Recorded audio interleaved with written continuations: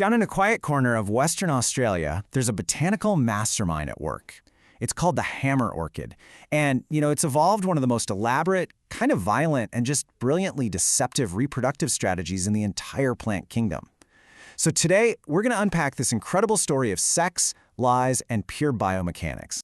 Okay, so let's just dive right in. The very first thing you need to get your head around is that what you're looking at, well, it's not a bug. I know, every instinct is probably telling you it's an insect, but it's not.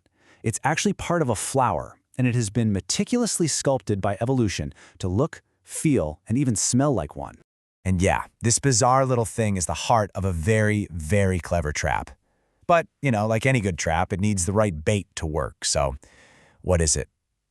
That's the mystery we're about to solve. First up, we really need to understand the physical setup here. We're going to start by just examining the orchid's strange form to see exactly how it sets the stage for its masterful con. What's so interesting here is the sheer contrast in strategy. The whole plant is basically just one simple, ground-hugging leaf. Its only job is to soak up sunlight and store up energy. And then, all of that power gets channeled into producing just one single thing, a solitary, incredibly complex flower that's built for one purpose: deception. All right, so here are the key players in this little drama. The petals and sepals, they're basically irrelevant, just kind of dangling there. All the action is centered on three parts. You've got the column, which holds the pollen, the labellum, which is that decoy insect body, and the all-important hinge, that flexible joint connecting. Now the visual lure, that's only half the story. Let's look at the second part of this con, because the real bait, the thing that draws the victim in from a distance, is completely invisible. It's an irresistible chemical perfume. So the orchid strategy has this amazing scientific name, pseudocopulation.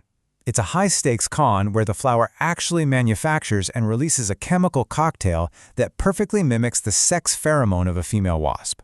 And I'm not talking about a similar scent. This is a near-perfect chemical counterfeit. And here's the kicker. This is not a one-size-fits-all perfume. Oh no, different hammer orchid species produce their own unique chemical cocktails to attract one and only one specific wasp species. You can see here how some species use things like pyrazines, while others have evolved to make these super-specific compounds called dracolides. It's basically a chemical lock-and-key system. It makes sure they never attract the wrong guests to the party. So who is the target of this whole elaborate chemical con?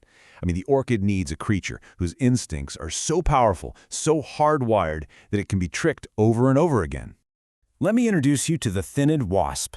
The male and female of this species could not be more different.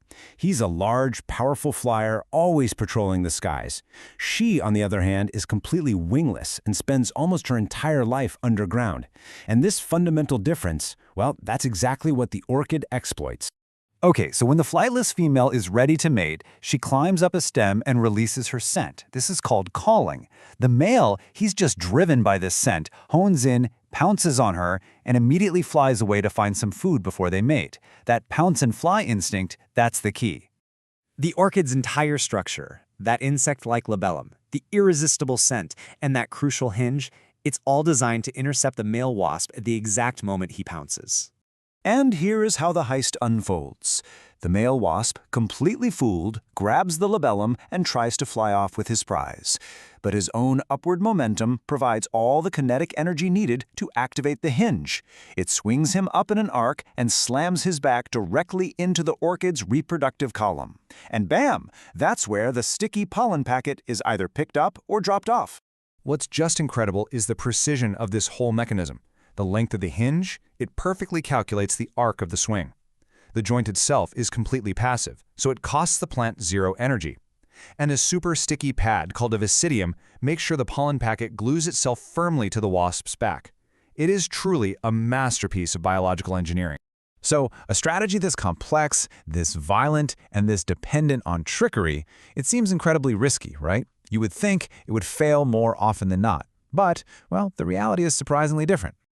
On average, an astonishing 51% of hammer orchid flowers are successfully pollinated. For an orchid that offers absolutely no reward and relies completely on deception, that is an incredibly high success rate. It's way higher than a lot of other deceptive orchids out there. But this success creates what you could call a Darwinian dilemma. The very thing that makes the orchid a master of its craft, Its total dependence on one specific wasp, attracted by one specific chemical blend, also makes it incredibly, incredibly fragile. Its greatest strength is also its greatest weakness.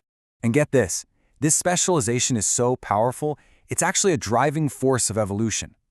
Scientists have found these things called cryptic species, or ecotypes. These are orchids that look completely identical to us, but they're reproductively isolated because they produce slightly different scents to attract different wasps.